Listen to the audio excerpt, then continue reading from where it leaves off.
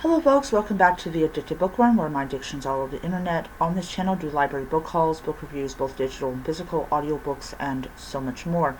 So in today's video, by the way, happy Friday, everybody. Yeah, I am super excited about today. So I am going to be listening to another chapter of Amusing Ourselves to Death.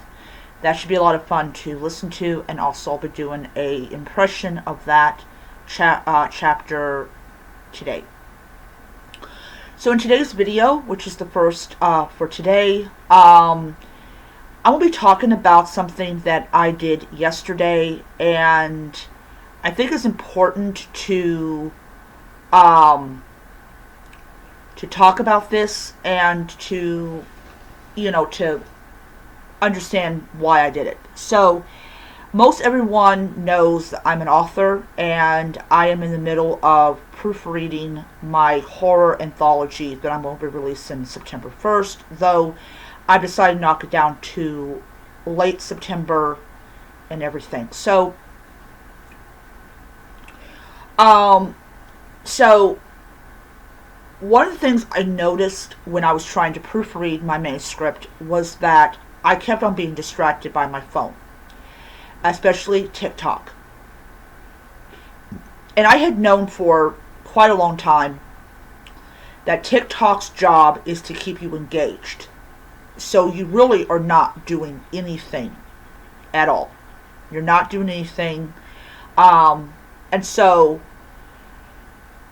when I was trying to proofread my manuscripts, I kept on going back to TikTok and being on it for a while, and that was just not working for me.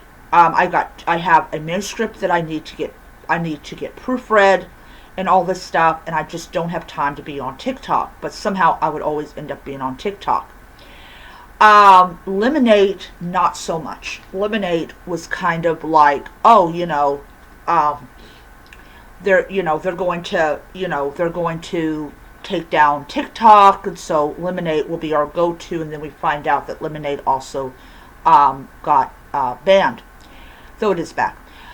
So yesterday, so that I could get my manuscript proofread, I decided to delete Lemonade and TikTok, so I don't have either. I have no desire to bring it back. I have no desire at all. And I'm just better off for it. So my goal from 11 this morning to 8 tonight is going to be to work on my manuscript that I completed. And then I'm going to go through the process of proofreading it. So once I'm done editing the manuscript, then I'll proofread it. I'm very happy with the work I've done on that book, and I'm looking forward to publishing it in September. I'm not the kind of person that waits a year to publish a book. As soon as I'm done with it, it automatically goes up onto Kindle. Also, sorry, bless me. Also, not having TikTok and Lemonade means I can really sit down and really get moving with A Sunday Kind of Death, and also do the horror novel that I was going to write one chapter a week, and I ended up not doing it last week. So I'm going to be doing 2 chapters probably tomorrow. But I definitely want to get it done by Sunday, or else I'm going to be doing 3 chapters, and I'm not going to be happy about that. So that's the thing, is I have to get these books done. I want to get these books done. I want to get them published, and all that jazz. So that's what I'm doing. And I mean, that's why I bought the laptop. Not this laptop, my brand new laptop, because I wanted to have a laptop that was just for my books so that I would, I would have my own thing. Um, so that's the thing that gets me. That's the thing that gets me about when you're on social media and you have stuff you have to do, you kind of not do it. And it's just, I can't live that way. I cannot, if I want to get my first two books in my Phobia series, done, if I want to do if I want to even try to do young adult horror, I have to not be on TikTok.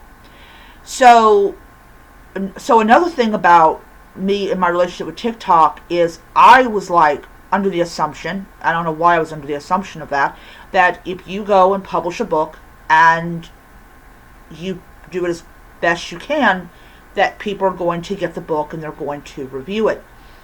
No, they don't. They are fixated with the big five. And those are the only publishing houses that they will promote. And it's ridiculous. It is absolutely ridiculous. And I think that TikTok, especially Book Talk, does a huge disservice to independent authors. I love being an independent author. If I make one book sale, I'm happy. I'm not like, I don't obsess over, oh, how many book sales did I make on this book? If I don't make a single book sale, my book must be super horrible or something like that. I don't do it that way. If I just get one book sale, I'm happy. I'm not overly obsessed with making, hundreds of thousands of dollars. I just, so that's me, and also being off of Book Talk has ended my seething and complaining about people that buy so many books and they may only, in 1 month, they may only finish 3 books, but yet they go back to the store, back to Barnes & Noble, and get 50, 60 more books. And I'm like, at some point, you're going to be a hoarder. At some point, you're going to be a hoarder, which is why I like ebooks as like I do, because you can have hundreds and hundreds of books, and they don't crowd your apartment, or they don't crowd your home.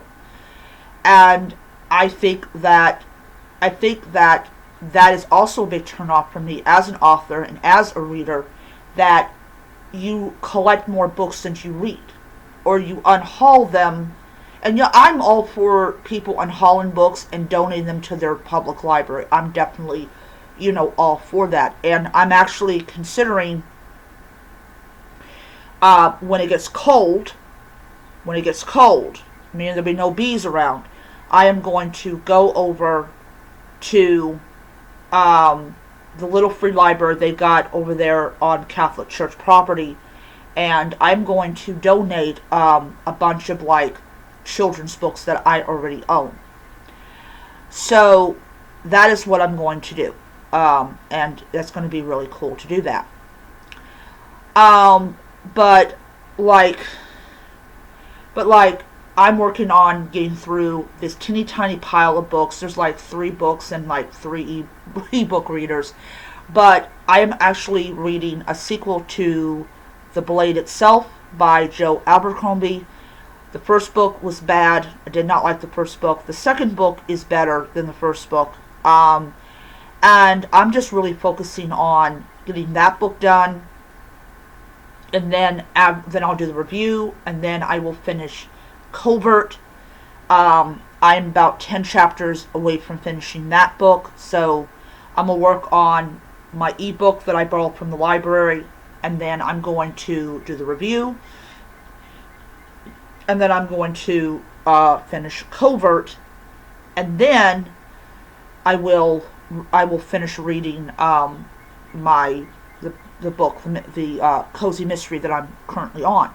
And then after that, I'm going to immediately start working on, whatever Nook book, whatever ebook I have on my Nook and all that. So I feel like that if I'm focusing on one book at a time, that I definitely will remember a lot more than I do now. So it'll make me a much better um, book reviewer, booktuber, and all that. But I'm like, I cannot compete financially with book talkers who buy 20, 30, 40, 50, 100 books. I used to be able to do that, but me being unemployed temporarily, I can't do that. So that's just, how I look at it. I look at it much differently than most people do. But I'm not totally out of the book recommendation woods. I'm not out of it, because if you go on BookTube, you have people that make recommendations, and Willow Reads Books was talking about This Delicious Death, and it's it's with two girls in a relationship together. I cannot pronounce the name to save my life. And basically, they like to eat people. But there's this, they go to a concert and probably to find their next meal, you know. But that is a book I will be reading in September. I want to see if it's as good as she claims it is. So I'm because if you go look at like Book Talk, they give you recommendations of books, and literally, they're all bad. They're all bad. And then you go on BookTube and you have Willow Reads Books, which, by the way, if she has succeeded in reading The Stand, I will be very proud of her. I will be very proud of her, because I actually own a physical copy of The Stand, and I only bought that book because I'd already read it. So it was not a big deal. It's not adding to my TBR. So that's the thing. That is the thing. And then, of course, we have one guy, Bald Book Geek, I think that's his name. I think he goes by on YouTube. And he was talking about this book that he had just read that ripped him apart. And he explains why he felt that way and everything. And I was literally like, wow, I gotta check this book out. So I went on Amazon, and they actually had it on Kindle Unlimited. Then the first book was on Kindle Unlimited, so I borrowed that book. And as soon as I'm done with Joe Abercrombie's second book in his trilogy, his first trilogy, I will sit down and I will start reading that book.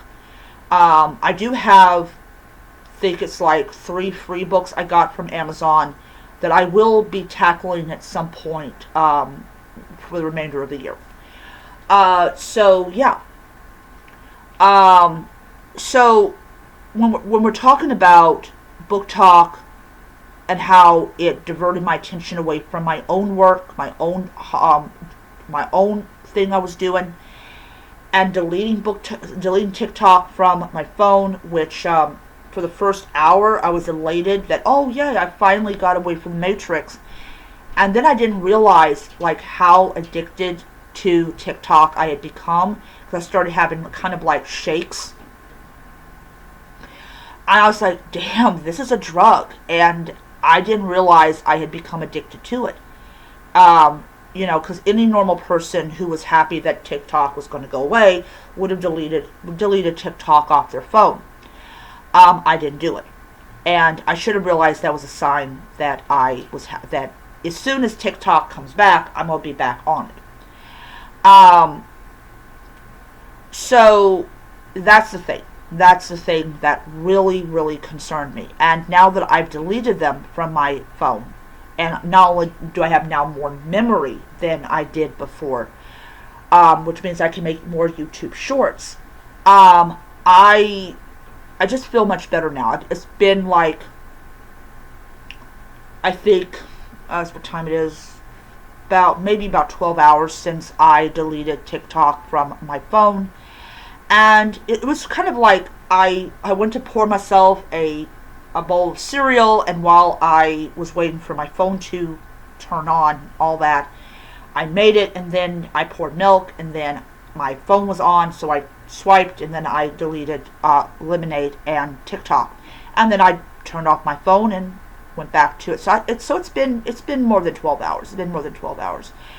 But yeah, I don't miss it. I do not miss TikTok at all. I think the straw that broke the camel's back, literally, was the nasty comments about the flood in Texas, about how people were happy that these babies died, and I'm sorry, that just rubbed me so wrong. I really felt proud of people that got on the app and said, basically that basically you need to shut up, and then people were trying to argue that they were right in their opinions, and no, you weren't. So it's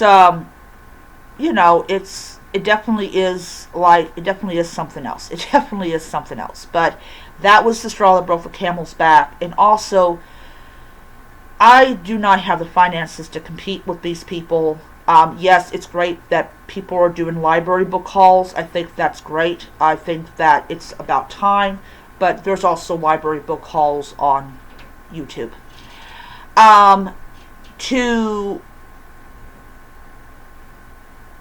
Okay, let me just scratch that for a little bit and go back about half a second. So I deleted my gamer channel because I hadn't gamed in 5.5 years or something like that.